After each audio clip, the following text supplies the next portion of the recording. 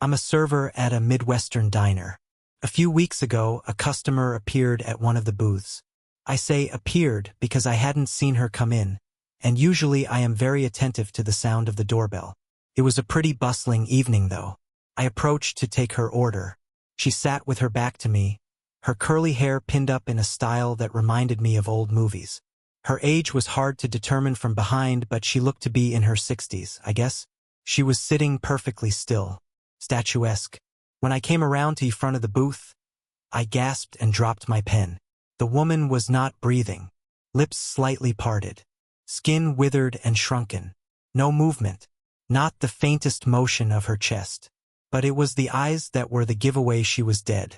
Unblinking and unseeing and a little too deeply shrunken in their sockets. Oh God! I took a step back, and then the woman's head turned and she said in a raspy voice, "Just a coffee, please." Her eyes blinked. Not dead after all. Oh, of course. Sure. Any milk or sugar? Black. I scurried to get her coffee. When I looked back, she was again motionless. When it came time for the check, she put down a $50 bill. I started to tell her I didn't have change since all she'd ordered was a coffee, but she said, "It's all right, dear. It will cover the meal for that nice family over there." Her head inclined, ever so slightly, to a family in the corner booth having dinner. The family were very pleasantly surprised when I approached and informed them that their meal had been paid for. They asked by who, and I told them the old woman from the other booth. One of the kids looked over where I'd indicated and said, "I didn't see any woman sitting there. Weird." The next time the old woman appeared was several weeks later. It was after midnight. Again, I heard no bell ring above the door. I was wiping down the counters, and when I looked up there she was sitting at the same booth, like a statue, silent. I came over to take her order. I wondered if I should ask her about the family. I hadn't seen them in the weeks since she'd paid for their meal. It was strange. They'd been coming every Sunday, and then after she paid their meal, they stopped. As I neared the booth, suddenly the woman inhaled. It struck me that until then she'd been so still I hadn't been sure if she'd been breathing at all. She turned to me and said, "Coffee, please. Black." Sure. Since she wasn't exactly chatty, I just went and got her coffee, trying to work up the nerve to strike up a casual conversation and ask her about the family.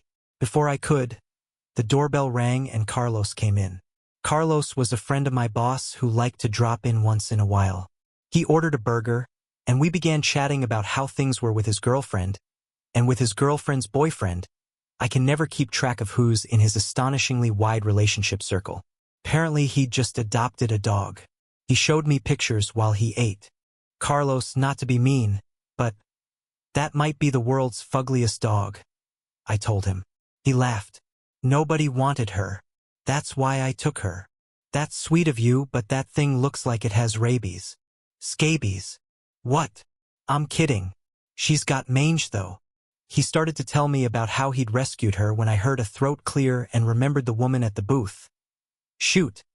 I'd forgotten her order. I hurried to get her coffee, and as I set it down asked if she wanted anything else, and she put a 20 down and said it was for that nice young man's burger. She didn't even drink the coffee I gave her. She got up and left, ignoring me when I started to ask, "Are you sure? Why do you keep paying for?" "Hey!" called Carlos. "Who are you talking to?" "The woman." I turned back, but she was already gone. "What woman? It's just you and me. You okay? Are you high or something?" I looked at the money in my hand. It was real enough. "Burgers on the house," I told him. "For real? Thanks." He scarfed the last bite, hopped up, and told me he was late. No idea what sort of date he was off to at 1 a.m., but that's Carlos. And then he was breezing out the door. The next day I heard he'd been shot. My boss told me. We were chatting about the boss's dog, and I mentioned Carlos's mangy rescue dog, and he suddenly got serious and informed me that last night, Carlos had been jumped on his way to a bar. He tried to fight off the muggers, but one of them had a gun. "They shot him in the head," he said grimly. "Jesus," I said. My boss told me Carlos had been rushed to the hospital, but he was hanging by a thread, almost certain to die, or if he survived, he'd be a vegetable. I was shaken, deeply, deeply shaken. Poor Carlos. His poor girlfriend. His poor mangy dog.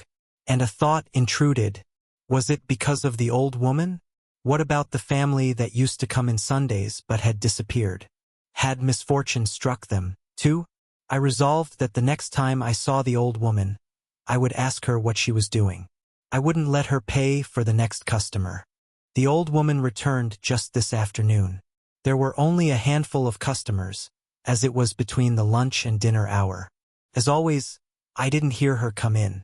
One moment I was busy bussing dishes, the next I spotted her at the booth. I straightened up and approached her. Her sunken eyes turned to me. I could never get over the feeling I was looking at death itself.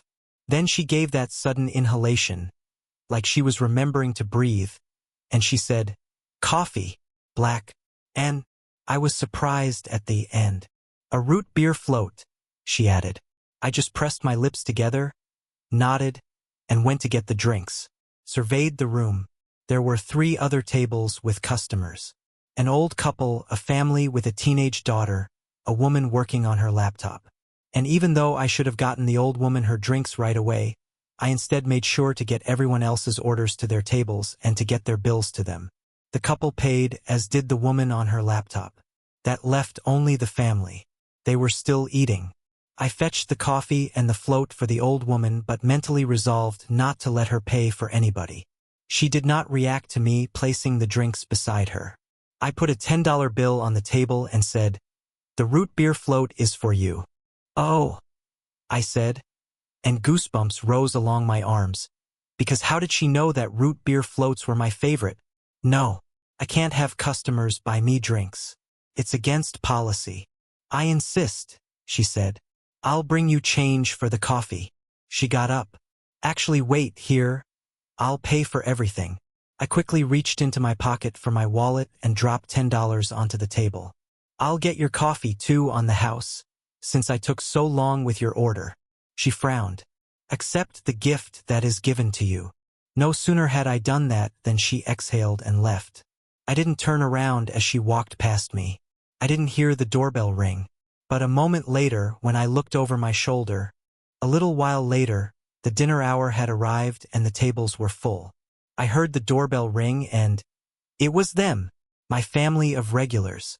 Today's not a Sunday, and I hadn't seen them in so long, so I was very surprised. I cleaned up their usual booth and got them seated. When I came over to take their order, I exclaimed about how I'd missed seeing them. "Oh yeah, it was pretty crazy," said the dad.